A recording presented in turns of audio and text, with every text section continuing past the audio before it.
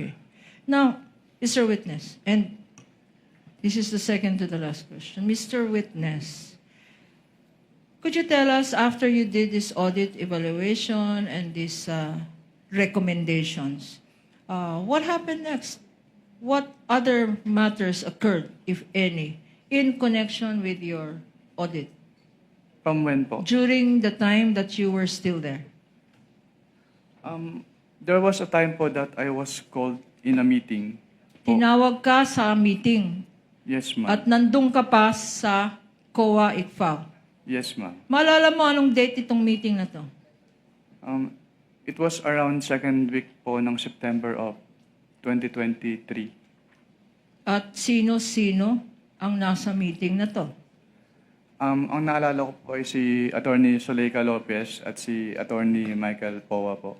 At yung dating head po ng ICFAO na si Assistant Commissioner Nilda Plaras at si Attorney Gloria Camora po. Okay. Sinong nagtawag ng meeting na to? Hindi ko na po ma-recall kung sino nagtawag. Ang naalala ko lang po ay pinasama po ako dun sa meeting na yun. Pinasama ka? Bakit ka pinasama sa meeting na to?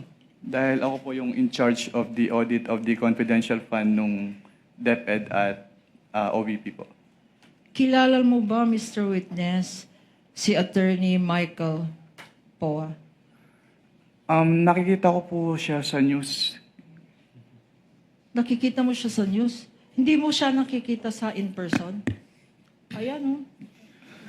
During that time, sorry, hindi po clear yung particular period. Oh, kilala mo ba? When you went to that meeting, were you able to identify Attorney Michael Powa? Nagpakilala po sila, ma'am. Nagpakilala sa iyo. Okay. And what happened during that meeting?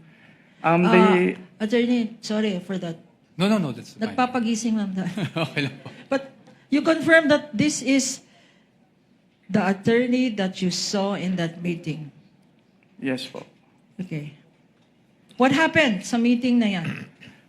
They asked po about the liquidation process po ng confidential fund and yung mga supporting documents po na required with respect to the liquidation documents po. Okay. Sinabi mo, before I go to the next question, sinabi mo na nandun din si Attorney Zuleika Lopez. Sa pagkakaalala ko po, yes, ma'am. Okay. Do you know? Did you know then who she was? Nagpakilala po siya sa amin as the Chief of Staff of the OBP po. Chief of Staff of? The Office of the Vice President. Ano naman ang connection niya, if at all, sa DepEd? Hindi niya po, wala po siyang sinabing na connection niya with the DepEd. Okay. Ngayon naman, Mr. Witness, tell us what transpired, if you recall, of that meeting sometime in September. They asked po about the liquidation process po nung cash advances as well as kung ano po yung mga supporting documents required.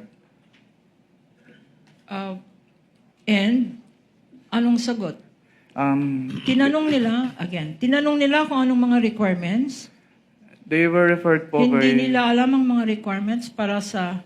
They clarified po kasi may mga agencies din po na nagka-clarify sa amin about requirements ng joint circular since it is very technical po. At ano naman ang sagot ninyo? They were referred po by Assistant Commissioner Nilda Plaras to the joint circular for the specific requirements. And nung sinabi ng COA ICFAO, sinabi ni Assistant Commissioner Nilda Plaras ang requirements. Ano ang reaction nila? Ni Attorney Zuleika at ni Attorney Powa. Kung maalala mo. Nag-confirm naman. Can you, reaction po ni Attorney Zuleika? Sinabi mo Yes, earlier they agree naman po that they during will... the meeting, Mr. Witness, tinanong nila ano ang mga requirements para mag-submit ng documents para liquidation ng confidential funds. Tama? Yes, ma'am. At sinabi naman, ang sagot They were referred to the joint circular po. joint circular. And sinabi din po ni Assistant Commissioner Nilda Plaras na in case merong makitang findings during the audit, ay mag-i-issue po ng AOM. Okay. Nung sinabi ng Assistant Commissioner, basahin nyo na lang yung joint circular. Ano naman ang response nila? Well, they asked po if instead of an audit observation memorandum in case may audit findings, ay audit query na lang po yung i-issue sa kanila. Audit query na lang ang dapat i-issue, yun ba ang sinabi nila? Ano naman itong audit query na sinabi nila, ito na lang please ang i-issue ninyo, wag na lang AOM. Ano, what is an audit query, Mr. Witness? Hindi po ako familiar sa audit query since hindi naman po siya kasama dun sa issuances under the Joint Circular 2015-01. Sa joint circular, walang audit query? Wala po. Ngayon, anong nangyari nung sinabi nilang audit query na lang please ang i-issue ninyo? Hindi Bakit? po. Ano po? Anong nangyari? Hindi po pumayag si ICFO since hindi naman po sa sanction nung aming Joint Circular 2015-01. So nag-issue pa rin po kami ng AOM nung may na-note po kaming findings during the audit.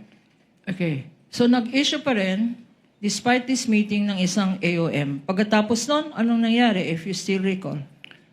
After po ma-approve yung AOM, nag-attempt po kaming iserve yung AOM to the office address po nung OBP pero hindi po siya tinanggap dahil wala raw po mag-receive na authorized person. Okay. And itong first attempt nyo, pagkatapos nun, anong nangyari? On the afternoon of the same date po na nag-attempt kami to serve, nagbigay po sila ng revised accomplishment report sa ICFAO. Okay. Ngayon, Mr. Witness, sinabi mo kahapon at ngayon na ang basis ng inyong post-audit or compliance audit ay ang joint circular. Yes, ma'am. 2015 ng 5 government agencies. Kasama dyan ang COA, tama? Yes, ma'am. If I show you